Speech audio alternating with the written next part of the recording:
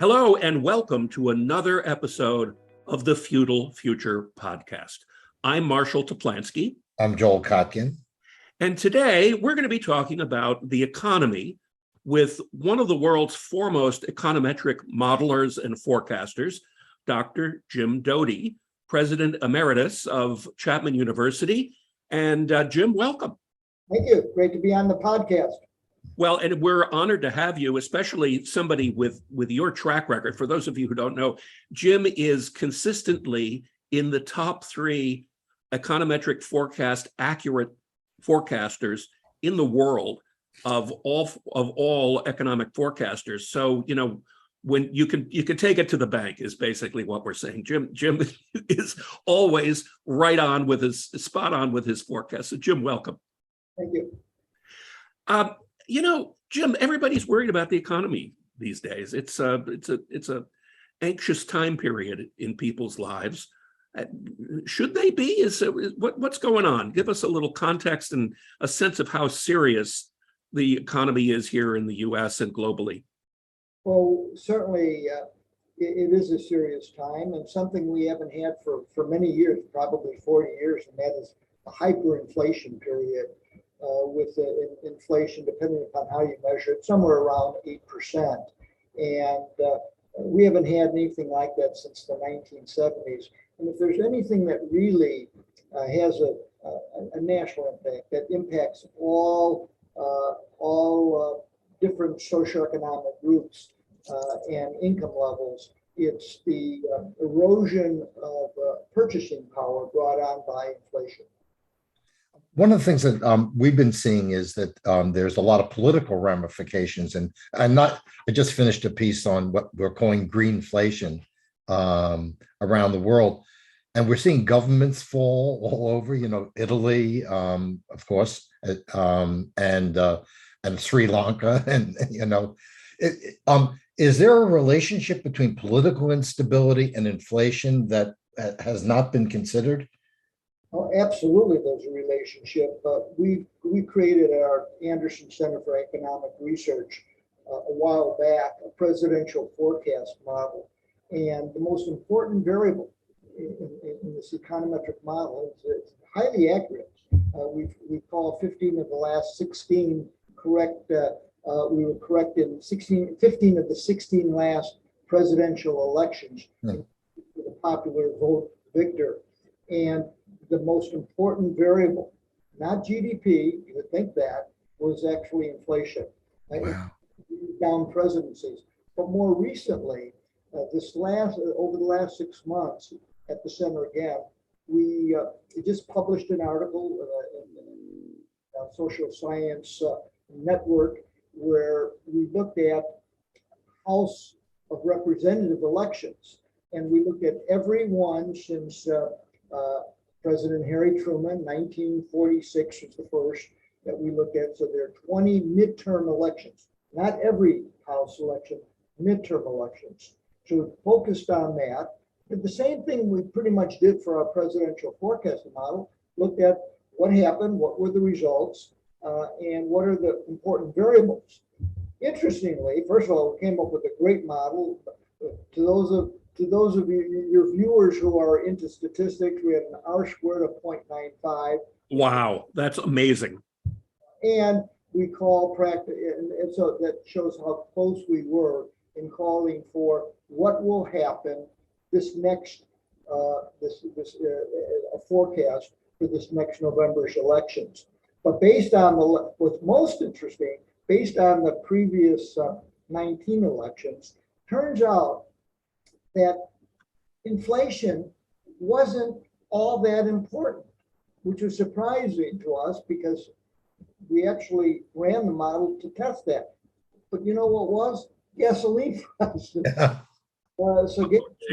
So one of the most important variables in the model. And I guess my hypothesis to explain that is that gas prices are more visible than overall price inflation. Every week, every day you go by a gas station, you're checking it out, and you have to fill your gas, and it agitates people. And So anyway, it's an important variable. Bottom line, the model is calling for a turnaround or a Republican victory of 50 plus seats. Oh my God. Wow. The other variable that's very important is the Gallup presidential confidence monthly indicator. The most recent one there is 38%, which is very, very low. Not the lowest, but very low relative to the average. And that's another factor that's leading to this rather lopsided victory for Republicans. By the way, it's not all that lopsided. Interestingly, of those 19 elections, 17 of those were won by the opposition party, the party, not the president's party. Only 2 elections of those 19, and they were very minor victories for. One was a Democratic, the president, one was a Republican.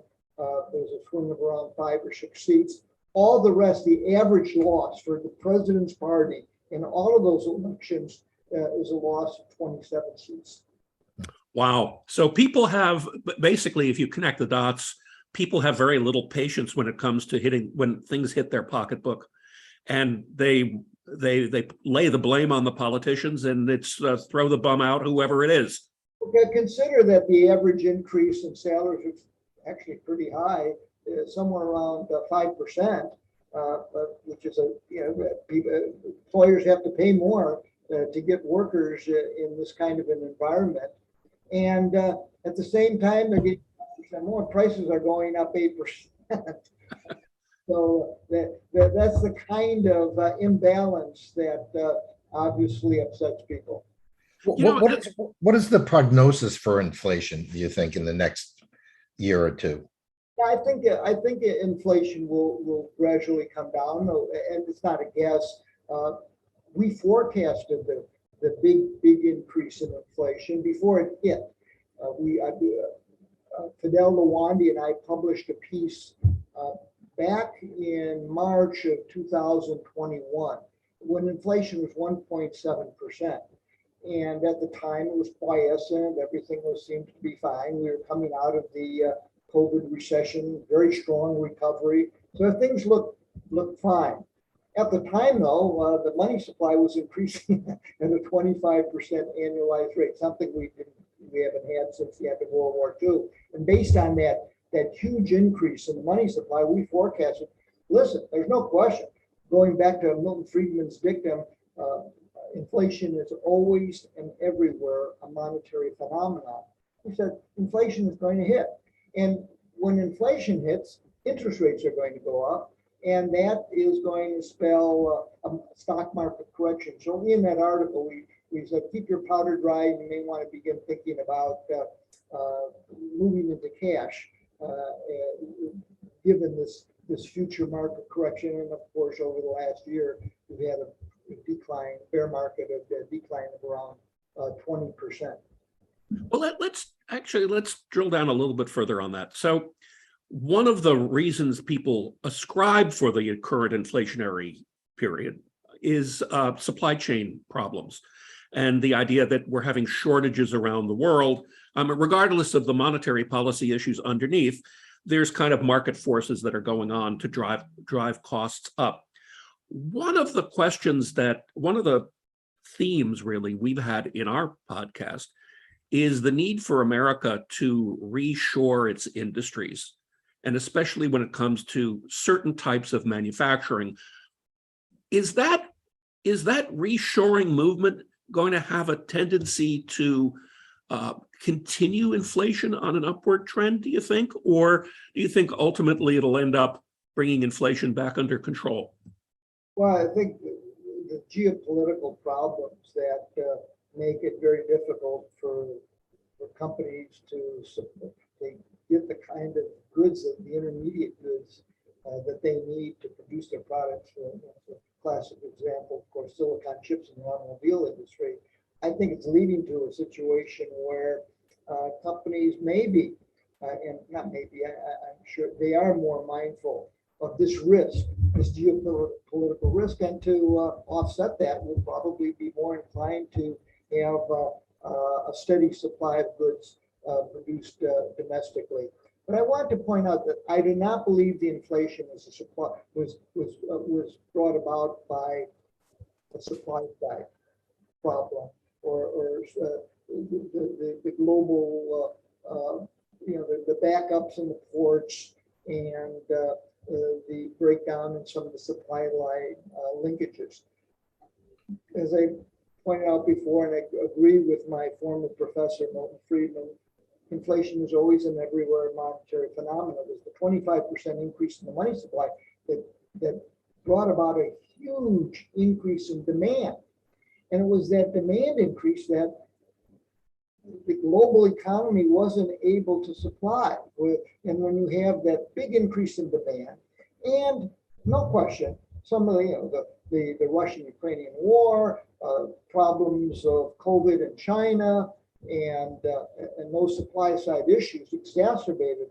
But the cause was first huge deficits on the part of the government in COVID legislation, talking about $7 to $8 trillion.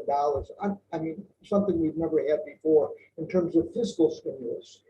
But with that kind of fiscal stimulus, who's going to pay for those deficits? Turns out the Federal Reserve Board bought up all that debt, but that led to an increase in the money supply, fueled incredible increases in demand, and led to and it was the major reason we had the inflationary problem. So to go back to your question before, is inflation going to come down? I think it's going to be sticky, it's going to be resistant, but I believe it's peaked, and that we'll see it drop because I'm looking at the money supply again. Instead of increasing at a 25% rate, it's dropped significantly down to about 5% growth. Probably will decline even more as the Federal Reserve begins not only increasing interest rates, but they're basically, instead of quantitative easing, they're now quantitative tightening. As their bonds, government bonds they have in their portfolio mature, they're just letting them mature. They're not using the funds that they get from the Treasury to go back in the market and buy bonds. So all of those things suggest that the Fed policy and even fiscal policy, those huge deficits we had over the last couple of years, they've gone down from 3 trillion, 2 trillion down to 1 trillion. Still a huge deficit, relatively speaking, much lower. As a result of that, tighter fiscal policy, tighter monetary policy suggests that we're going to have lower inflation in the future, but it's going to come down slowly.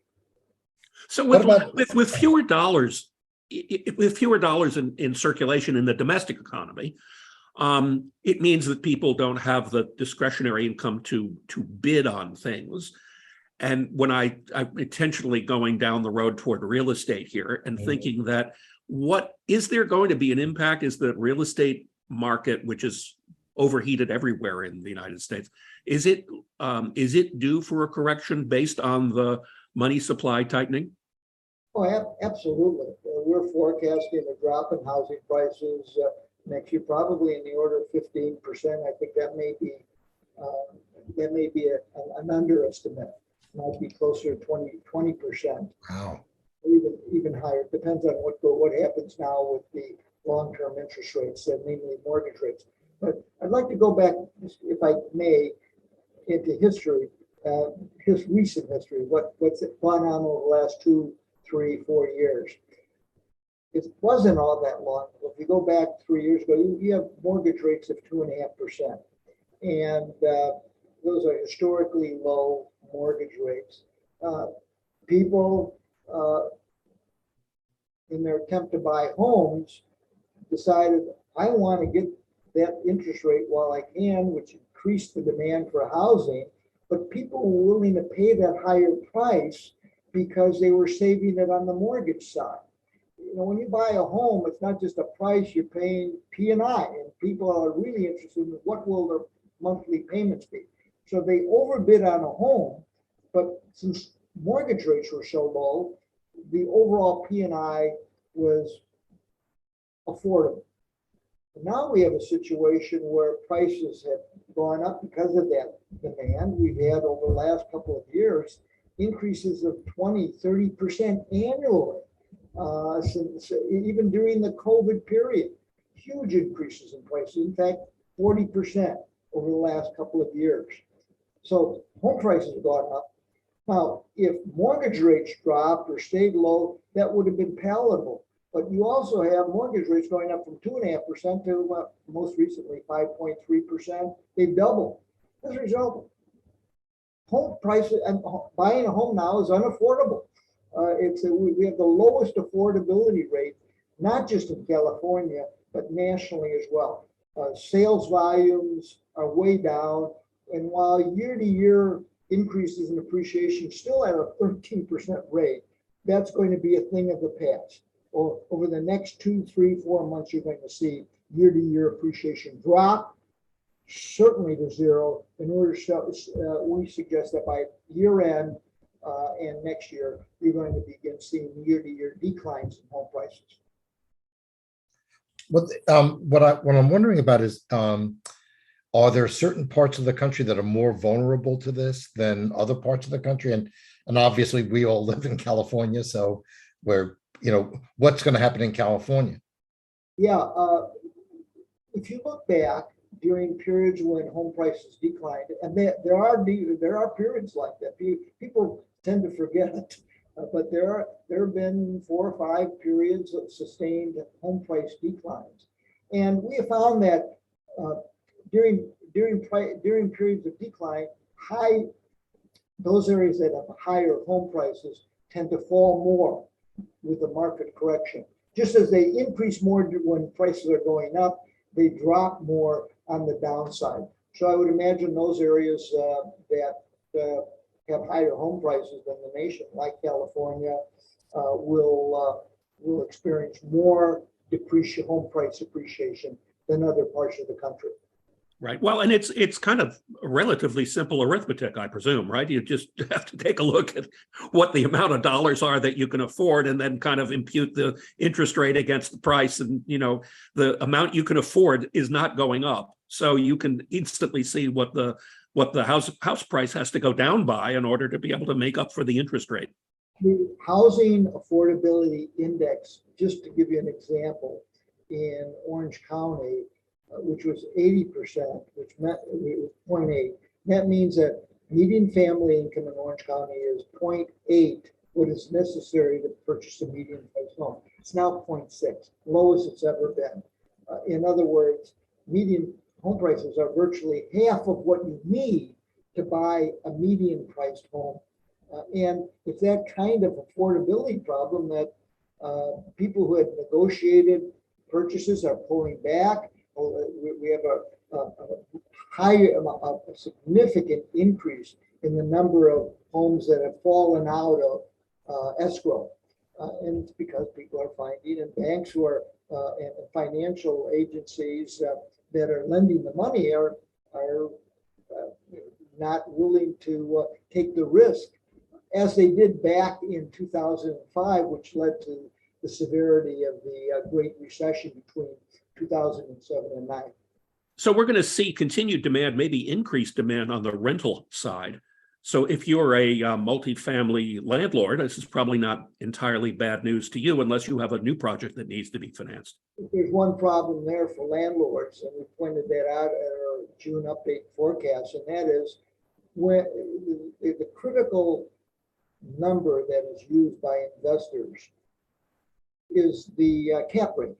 And that's basically the return. If you're an investor in an apartment, you consider what's your net return divided by your investment.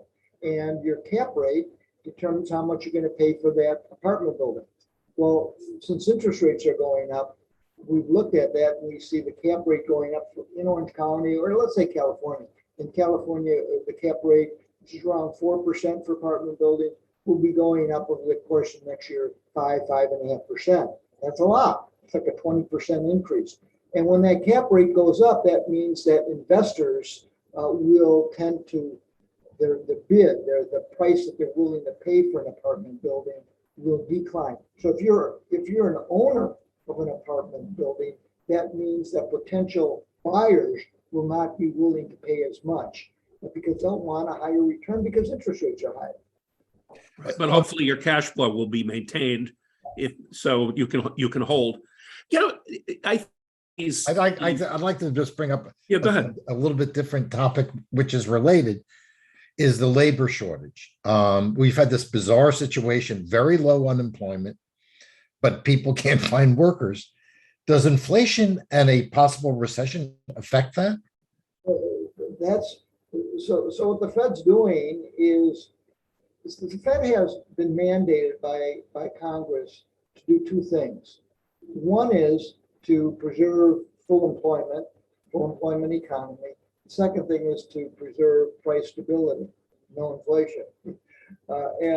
And for most of the last 10 years, the Fed has been focusing on full employment, ensuring that there's just not enough global demand, interest rates are very low, we need to get people back to work ever since the drop in jobs as a result of the Great Recession. There was an incredible decline in the proportion of people who work. And the Fed was engaged in trying to get more of those people who aren't even in the unemployment rolls. If you're unemployed 6 months, you're not even counted anymore. And those people were outside the labor force.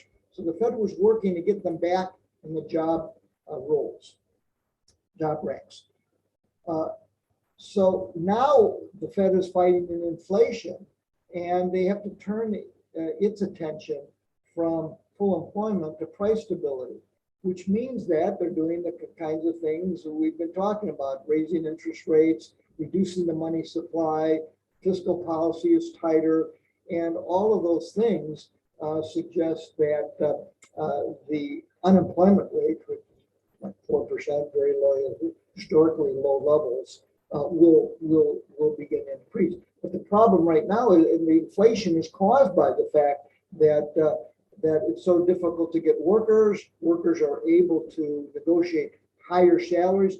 That fuels inflation. And in fact, it's that inflationary pull that creates momentum that if every time workers demand 5-7% wage increases to compensate for the inflationary problem, that gets built into the salaries, and it happens every time wages are renegotiated.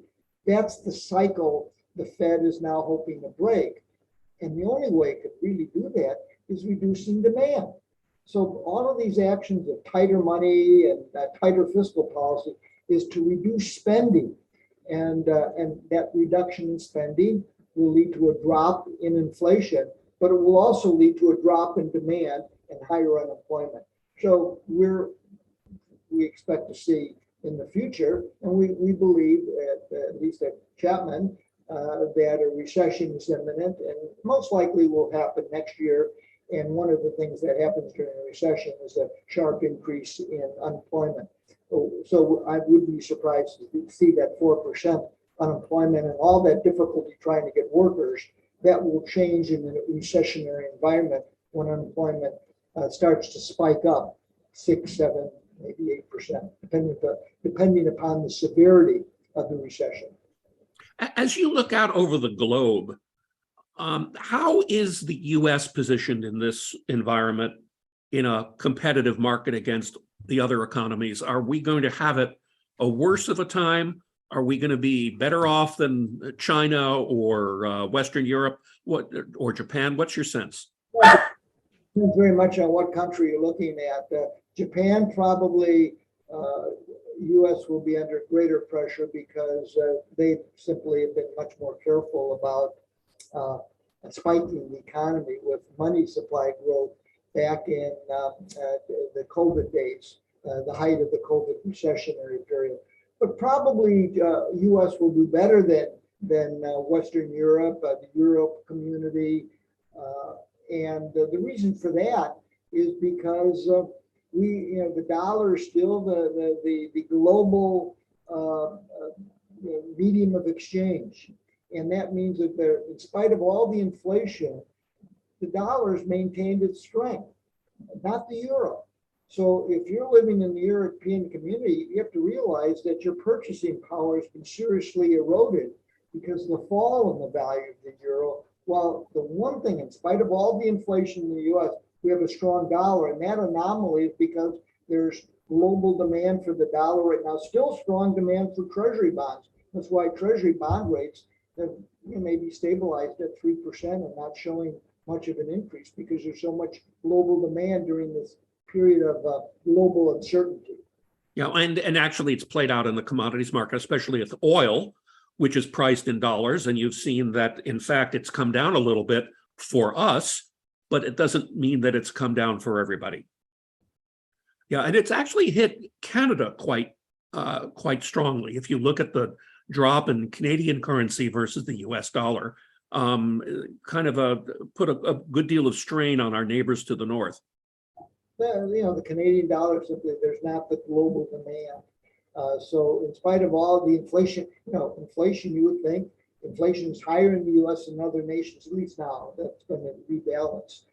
But generally with inflation, that nation's currency should decline in value. And it's not in the US, it is in Canada because that's the typical reaction. But the US has been, that tendency has been offset by the fact that the demand for the US dollar has been so strong. Yeah, I'd like to get back to one of the... Because it is the primary global currency. Right. Sorry, I stepped on you there a little bit. I apologize. I want to get back to one of the things that Joel was starting to bring up, which is the notion of kind of the green economy. And if you listen to a lot of the pundits out there, we're on the cusp of a major change in the energy infrastructure underpinning the economy. Just as when we moved from whale oil to coal and then coal to petroleum, there were some dislocations and a remaking of kind of the world order in a lot of ways. Are we about to witness the same kind of thing, or what's your sense on this shift? Well, it certainly is. Energy prices are increasing. I mean, that's a tough question because it requires such a lengthy answer, and just to look at certain kinds of things that might be an issue here. The green economy is fueling a lot of this inflationary impact that we're having. It's also favoring Russia in the war with Ukraine by having a green policy. We don't have the kind of reserve, the kind of supply output of what was going on with fracking that we had just several years ago, which has led to this increase in energy and oil prices in spite of all of the trade embargoes that we placed on Russia. They're doing well because the oil prices have increased so much. So right now, our green strategy is one that's fueling inflation. Maybe one of the more important factors that will prevent prices from coming down. And it's a situation where I think the market should be the primary mover. Marshall, you pointed out, we moved from whale oil to petroleum. And that happened as a result of prices for whale oil increasing, the market naturally finding an alternative. And right now we're evading the market through governmental regulations that are creating discontinuities in the economy and leading to higher prices than it would normally occur. Right now, wind energy and the attack on fossil fuels coming as it's happening right now is leading to much higher inflation than would otherwise be the case. And we're not allowing the market to respond in the ways that it might ordinarily respond, like nuclear energy or other more economical forms of energy. And I think the one mistake we're making right now, especially California, I mean, we're becoming the center of the green industry, and as if we're going to have California is going to have any significant impact on what's happening to global warming. That's ridiculous. And so we want to be the poster child with no real impact globally on it, but obviously having an impact on inflation here and taxation here in California. And the people who are hurt most are the lower economic classes that are paying more in gasoline than they otherwise would, higher taxation and so on. Yeah, we've written extensively on that and agree with you. The push toward green energy is just jacking up the prices of everything. It's creating a insecure supply of electricity, and the alternatives are come at such a high cost that it's not worth. You're talking about 30 cents a kilowatt. You pay, well, just look at the price of gas, how important that is, and why it creates such a negative impact on people and their attitudes towards how their government is performing in terms of their role in the economic life of the nation. California, we're paying roughly $1.50 to $2 more per gallon because of various statewide policies. Who's paying? Do you think high income people really care about $1.50, $2 more? It's the lower income people who need to get to work and are probably commuting longer distances than they otherwise would. They're the ones who are most impacted by that. So it's really ironic that you have a state government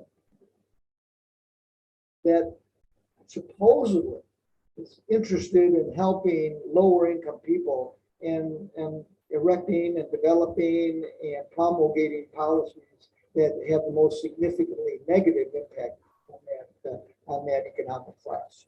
Yeah, well, so I guess in some ways we're seeing the market working because we've seen the population of California decline for the first time in its history. We're seeing the exodus of companies, both small and large, so that the opportunity for lower income people to make more money by having a job that pays them something is going away, and the entire process is counterproductive. People are voting with their feet, and at Marshall Joel, I have some exciting new data that we're working with that hasn't seen the light of day, but I'll reveal it here on your podcast, and that is, we've known about the exodus of population. We lose almost 300,000 people net domestic migration. The most recent year that was reported was 280,000. And that's made up somewhat by foreign immigration and the natural increase, but even those are dropping. Overall, the net loss in population, the first loss we've had in a long time, 200,000 people, significant. Now we've known that. But we recently have come up with data as to what kind of people in terms of income are we losing and gaining. I think the attitude was, okay, we're losing some population, but those are lower income people, not going to have a significant impact on the overall economy or the coffers, state coffers of government, because higher income people pay more in state taxes. Well, it turns out that we're losing higher income people, not lower income people, and we're still working on putting the numbers together. But just to give you an idea, on average, a filer, these are IRS data, so very accurate data.